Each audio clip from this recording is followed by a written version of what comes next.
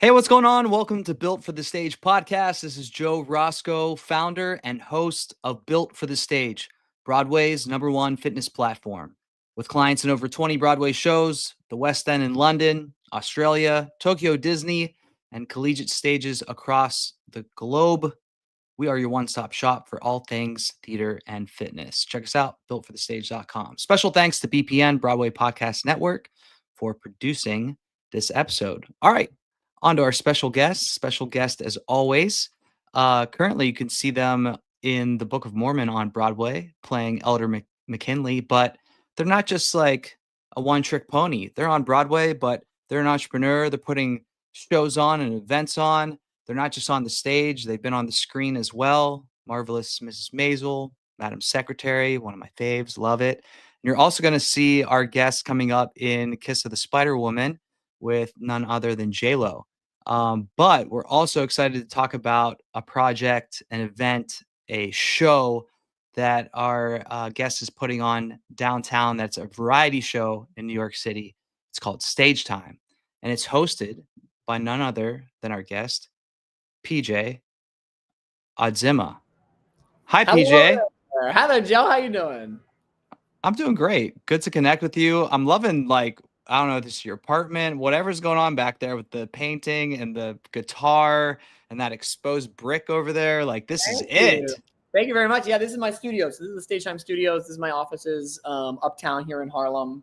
And it's kind of the clubhouse. This is the like Pee Wee's Playhouse of Stage Time. Yeah. Okay, amazing. All right, well, I'm excited to hop in. Let's just rewind. Are you a New Yorker? Where are you from? You from Alaska? Where are you originally Oh from? boy. Well, I am from I grew up on a farm in Massachusetts, a little town called Belchertown, Massachusetts, which is just as provincial as it sounds. Okay. And I moved here at 18 to study musical theater and acting at Marymount Manhattan College on the Upper East Side. So I have been here my entire adult life in New York City. What's it like growing up wanting to do musical theater in a farm town? Oh, fabulous! I actually, for as far as I had to travel to leave the farm to get to the nearby cities and towns that had theater, there really is a thriving like local community theater scene, and I would refer to myself as the Prince of Community Theater for Western Massachusetts. I would drive an hour each way to get to a rehearsal for Oliver, and then do my homework backstage, and then go wake up and do it all over again. So I've always had to put in the work to get to the goal, and honestly that kind of grit has followed me to today. So I've always been willing to hustle. Okay. So if the town you're living in itself wasn't like providing any type of arts or musical theater, who got you into the arts? Was it something you saw on TV, or where did that all spring Oh, for about? sure. I was lucky enough to find it really early. I was put into like a theater camp for kids when I was about like 8 years old, and it was associated with a local Shakespeare company. And so when that Shakespeare company was putting on a production of Richard III, the Duke of York is a child character, and they were like, hey, remember that kid who really loved it in that camp? So that really changed my life. I was like 2003, I think summer 2003. It was I was scooped up and got to spend like a summer doing outdoor Shakespeare with a bunch of adults, like pretending to die and sword fighting. And I was like, I'm going to do this forever.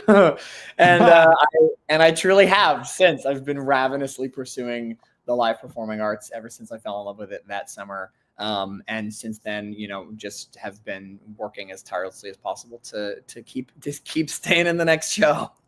Yeah. Okay. So when you graduated, did you find yourself booking these on-screen gigs first, or did the red carpet roll out and you found yourself in the Book of Mormon, or did we hit some valleys and we really had to bite and scratch our way up? Like, tell So us a little bit about that starting. I found myself catering for sure. Bite and scratch is a great way to describe it. I'm a street cat, really. At the end of the day, I think that has always been my philosophy. I've really had to work and grind and network and hustle for pretty much every single opportunity that I've had. I've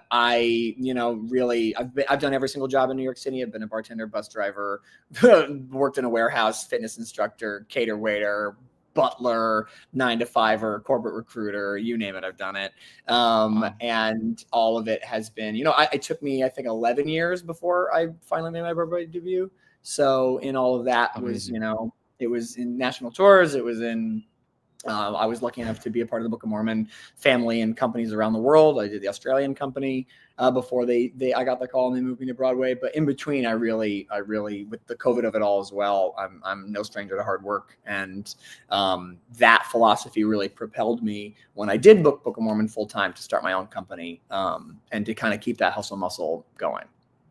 Okay, that's where I was going to go back to the hustle muscle. Where did this come from? Again, like I was asking, where did the love of theater come from? How about the hustle muscle? Because this is something I feel like all performers need to have, and the putting yourself out there and being willing to like step up to the plate and strike out, but keep stepping up to the plate. Where did that come from? How did you develop that muscle?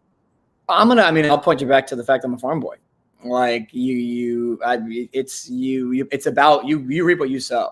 And I do, that philosophy has always stuck with me since, from my upbringing. Like you are always planting, always harvesting.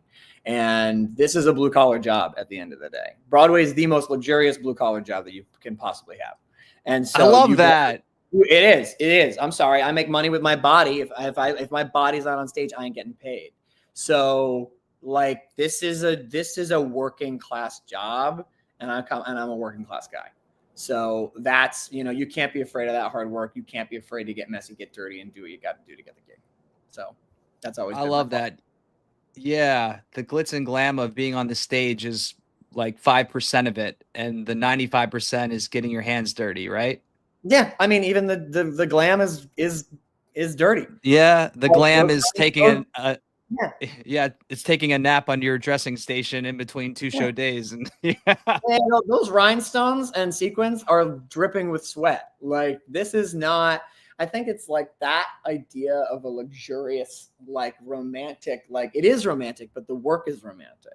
You are in love with how tired you are and how depleted and fulfilled you can be at the same time after a 2-show day or a 3-show day in my case. Like you Yeah. have to love the work because it will always be work. And people I hear all the time being like, well, when it's going to get easy, it's never going to get easy. It's funny to be talking to you, as I for Built for the Stage, and obviously athleticism is at the center of everything that you do. And I couldn't agree more. I like to say all the time, one of my philosophies is, there are less people on Broadway than there are in the Olympics every 4 years.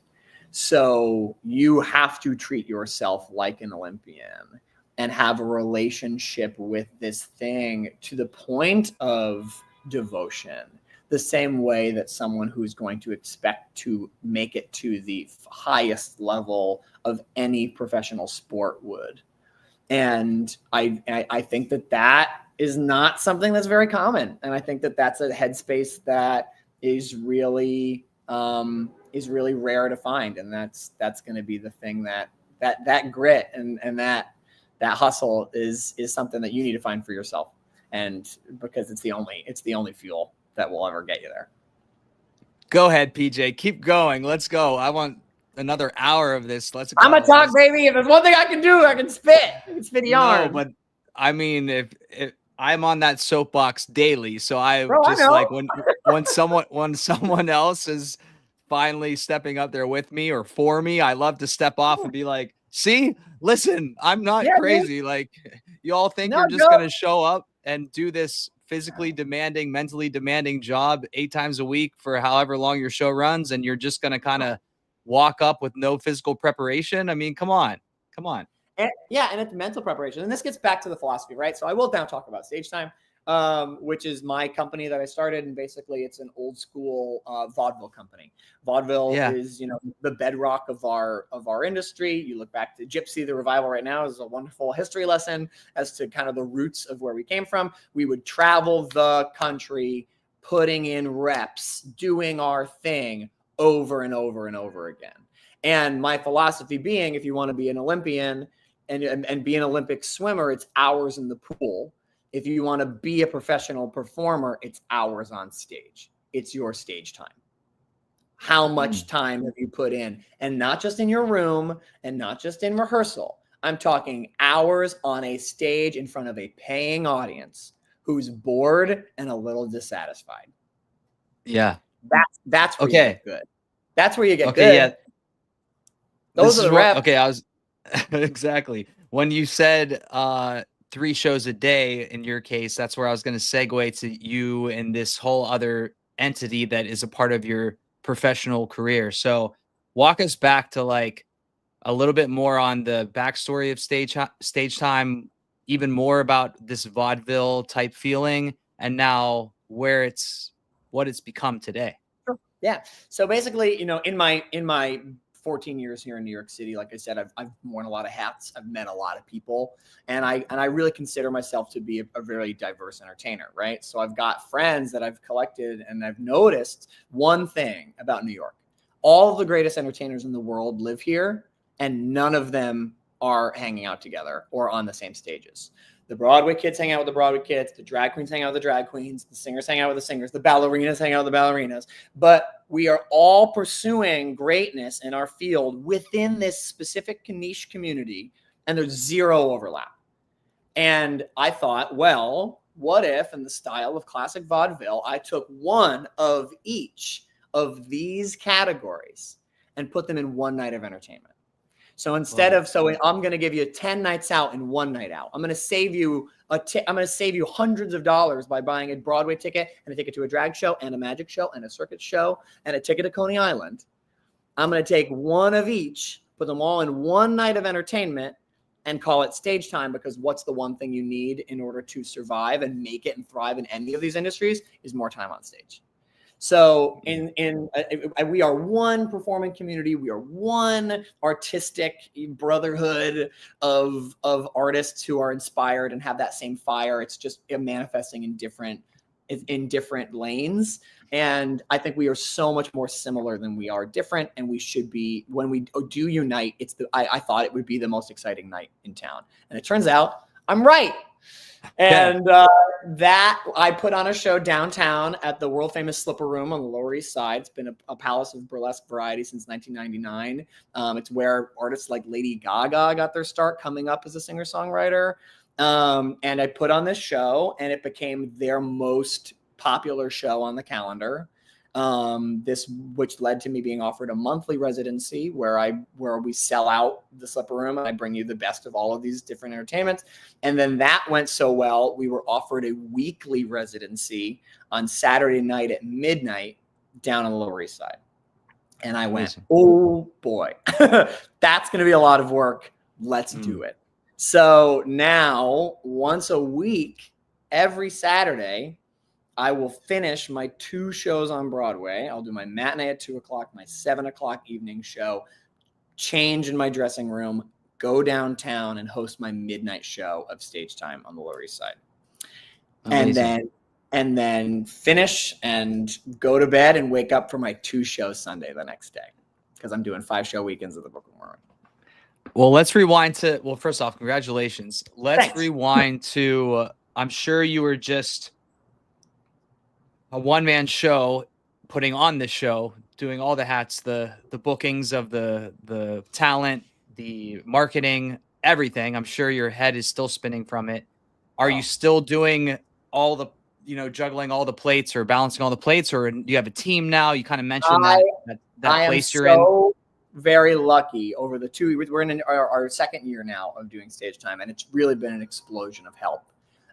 Since this thing, I started this with, a notes app and a dream, and, was just running around, like putting this together, just like me and a Venmo and a prayer, just like trying to stitch it all together. And we've really grown in size to have some incredible help and incredible community that I have I've got, a co-producer who's working with me. I've got people who work in casting. I've got people who, are working in event production and in really planning and all these things. And we've got folks who are donating their time in marketing and helping with social media. Like, this has really taken on an added bonus layer that I really am so proud of, which is that it's really yielded a sense of community as well.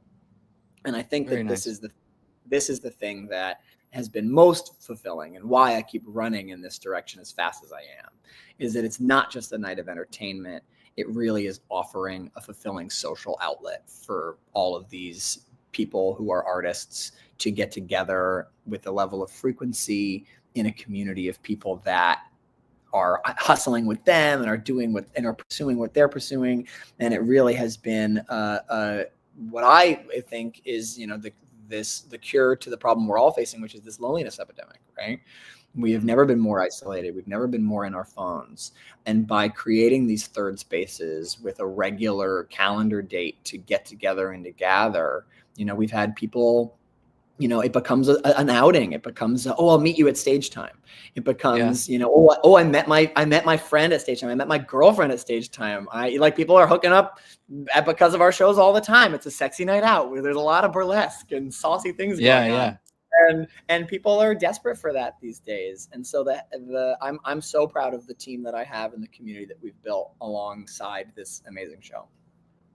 Yeah. Well, speaking of it being a lonely world out there or bringing community together, what for the month of June, Pride wise, are you doing at Stage Time, bringing people together?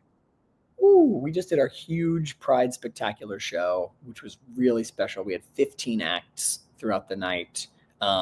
They were all, queer artists or predominantly, and we really angled the entire night to really be inclusive and also political, right? We are not afraid to be making art that is provocative, especially these downtown performing artists are really throwing all of their artistry into activism, and putting that work front and center right now is necessary. And I think that, the answer to oppression is expression. And while we're living through a scary time, and there are a lot of people who feel like maybe is the time to pull in a bit and be a little bit safer, I believe it's our job as artists to actually, this is the time to push the boundary. This is the time to get weirder and more in your face and more provocative, because it's a bit of a standoff right now as to where American culture is going to go. And it is the role, I believe, of the artists to push that envelope further when it's game time. I don't know if you've noticed, but it's game time, brother. The stake. We are now also entering a different level of importance, where I really believe for the first time culture has become counterculture, right? To be, we've been very fortunate to have a long period of progressive political leaders, and that time's over, which means we need to be getting art back to its activist roots and back to the place where it was an essential thing and not just a commodity, right? We've been fortunate in our privilege to put out some toothless stuff, right? We grew up with the Macarena being the most popular song. It was a nonsense time. It was great. and now we really need to be getting back to these torch songs and getting back to realizing that we wield the cultural power in this country if we choose to. And there is an essential need for the artist in society right now, and we're a part of that, and we get to be. So obviously with this on the forefront of your mind, what kind of plans do you maybe have for the future shows or themes or things that might be coming up with Stage Time? Oh my gosh, it's always at the front of my mind. I really, I always like to say, to get back to that social thing, I think that what people need more than ever is a room to gather in. And, I say I throw the show to get to the after party. Right. It's about the night of entertainment, but it's also about then sharing a drink and a room with the people who came out, and just having these spaces to look each other in the eye and be like, hey, you good? You okay? You need anything? We're all going to get dinner after this. You want to come? Even just providing these spaces is an important thing. And also, really some programming. Like I mentioned, we've got these studios up here. I've been, investing more in in the problems that we've been missing as far as these community outreaches, and really having spaces to gather is a big part of that, right? And so up here at the Stage Time Studios, we're having more events, we're having more parties, we're having more like industry mixers that we're not advertising. Like we really are welcoming people into that thriving New York scene that you were promised. We moved here, right? And that we haven't really found. I hadn't found in 14 years, and so I realized, no, I think we just got to build it ourselves. So we're ringing the dinner bell and saying, come on down, come on out, see a show, and be a part of this community, because we only are as strong as. Yeah, absolutely. So with that said about, come on down or ringing the bell, obviously people, if they want tickets, they can go to the website, which I'm going to put in the description of this episode. It's also on your Instagram and the Stage Time Insta. I'll be putting those on the description of this episode as well. But performers, or like, I don't know, people behind the scenes, if they want to get involved, how would they do so?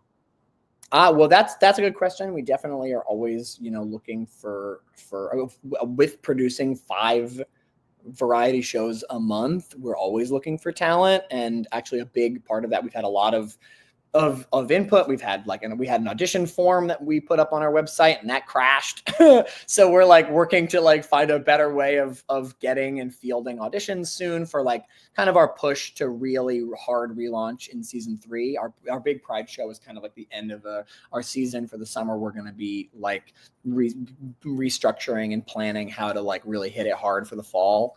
And so, yeah, I think you can be looking out for announcements about auditions. You can be looking out you can be following us and seeing the pop-up events we'll be doing for Pride, and really just be following along online, because that's a big part of it as well. Is I mean, here you are, I don't have to tell you, you've got a video podcast. Like we're taking the thing that happens in person and then having it reach that wider audience through the internet, and we're trying to figure out how to do that as well through our socials, through our YouTube channel, through really trying to interface what is a deeply in-person medium into online spaces. So give us a like, give us a follow. Every little bit goes a long way.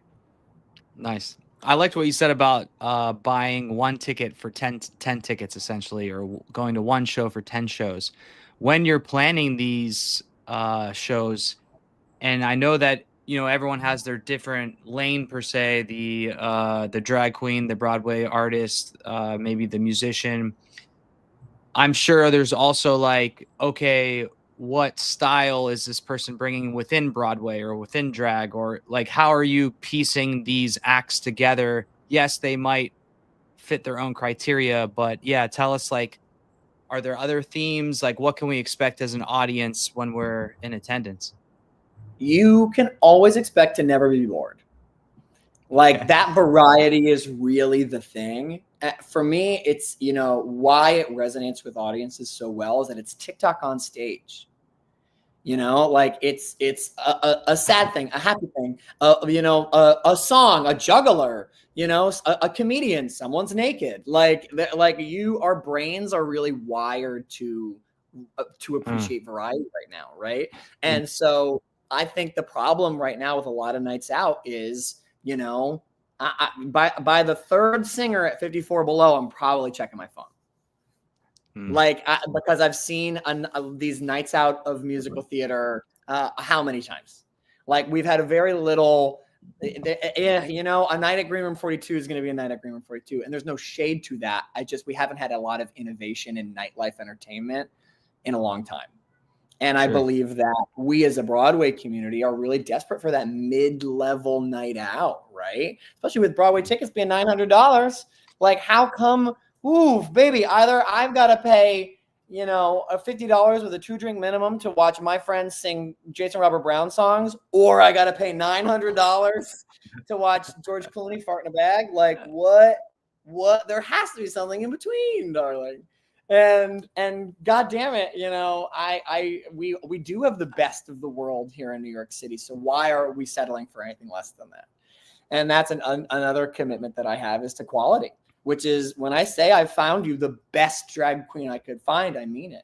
When I say I found you the best comedian I could find, I mean it. That keeps my standard high, because it means when you book stage time, it goes on their resume, right? It becomes something where you're like, oh, not everybody can do this, right? That is a part of the caliber of being a Broadway actor. That is the caliber of comparing yourself to an Olympian, right? Like it is not something everyone can do. And I think that is the romance of being an excellent entertainer as well. And I think that's the dream, right? Like this gets back to, why do you do it? You do, to do this thing at a very high level. And I think that's another part of just kind of the fitting into this ecosystem and finding the need that we all kind of have right now. Got it. Travis Martin wanted to say that they love you. Did you see that little comment there? Hey, Travis, I love you too. Well, you're obviously a great marketer, promoter. You have all these one-line zingers that you've just been winging out, like. Bang, bang. But on the producing end, was this your first go at it, or had you done something before stage time? Were you learning on the job? Yeah, tell us a little bit about that. Oh my God, I've been learning on the fly this whole time. I've just been like, what have you learned? Oh my God, how taxes work? And then I need to pay someone, and I need to pay somebody else to do them. That's how I've learned that they work. I've learned my strengths, and I've learned to trust people. I've learned to delegate to that team. I've learned to really surround myself with smart people. And really, I've just learned to trust my taste. Like, I think like anything else right now, it's I'm really proud to be a producer who's an artist. And not just an artist, but an artist who's doing it actively, right? And this gets back to like my dreams and aspiration for stage time is, not just a variety show, but we're a production company. I really want to be growing and but I have a future as a producer and will be so on Broadway one day. That's very much a plan of mine. And I think there is a big disconnect between the people who are running this industry and have the ability to get up and do it themselves. Yeah, I do not believe that, if Broadway, we just finished this giant Tony season, and it feels like the art of Broadway is a mysterious and fluid thing. And if it is basically horse race betting, I'm the jockey. I know what these horses like. I know what it's like in here. And my perspective is different than the person who's in the box, who, is picking things and making decisions based on a myriad of other things that I don't know about yet. But goddamn, I know what makes a good show because I do it 8 times a week. And I think that I am excited to continue my producing journey and to keep making exciting nights out, because I know what an audience wants, because that's how I book my job. That's how I make my money, is by giving people an entertaining night out. Because if I don't do that, I'm bartending again. Yeah. So that's real. Whereas you can be a producer on Broadway for fun, because you've got enough money and you love show tunes, and that's great. And we love those people. But when those people are the only people that have so much sway in an industry, it leads to some frustrating decisions that I think we all watch these pieces come to Broadway and we go, how and why? And for $25 million did this thing happen? Yes. All right. Last question. Anyway. No, and you don't have to what? Please. No, please. And again, and I could gab on that for all day. But again, we are, it's as members of this community, I think, we are it's important that we are able to talk about the ecosystem that we are, that literally makes or breaks our lives and hopes and dreams. And so I think it's important to be having those conversations too, and it's all part of the same soup. So it's always fun. Yeah. We have to push the envelope, have to say something. If nothing's going to be said, nothing's going to change. So here to that. Last question on your making this thing happen, your passion to create You're not just wanting to do the typical survival jobs of the bartending and all the other things you did. Bus driver, that was one that caught my attention. Um, if I'm someone sitting out there that maybe isn't in a show or even is in a show like you are, but I'm feeling stagnant and I want to create, I have this idea, I have this thing. What's one piece of advice or a handful of things that you would tell this person? I'd say make it exist and then make it good later. Love that. Just start. Just do the first one. Like Yeah. you make a stage, like I made stage time because I booked the theater. And I went, well, on this date, there will be a show. Like so many people wait in their room to get it done, and you're gonna get it done on stage. It will be birthed in front of people, and it's gonna feel like shit. And that's the philosophy, right? Is that like just do it because then it's over, and then you have that experience and you're ready for next time. So you don't have to ask permission to do anything like that. It could be putting on something in your living room. It should be putting on something in your living room, right? Like it should be, because if you can hold that room for 5 of your friends, then you can hold another room for 15 and then probably 50. But you'll only do that if you start. So just fucking start. I love that. Love you, PJ. I mean, come on. This soapbox of yours, I don't know, what are the TED Talk? You're bringing like a TED Talk here to us at Built for the Stage podcast. Thanks so much for joining us, PJ. Again, if you want to check out PJ, we'll have his handle in the description of this episode, as well as stage time, as well as the website, all those things. PJ, thanks so much for being on the podcast. Joe, such a pleasure. Keep killing it.